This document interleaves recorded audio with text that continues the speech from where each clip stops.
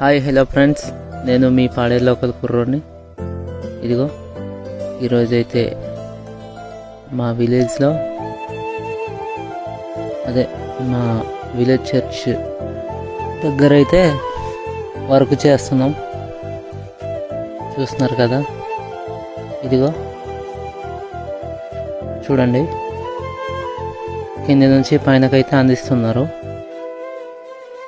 చూస్తున్నారు కదా, అది కూడా ఒక నిచ్చెన పెట్టేసి చేస్తున్నాం. చూడండి,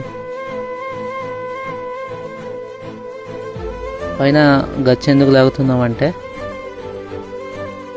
వర్షాకాలం వచ్చినప్పుడు కారిపోయే పరిస్థితి ఉంది కావున ఇలా మనం గచ్చులాగా ప్లాస్టింగ్ వేసామనుకో కారకుండా ఉంటుందని ప్లాస్టింగ్ అయితే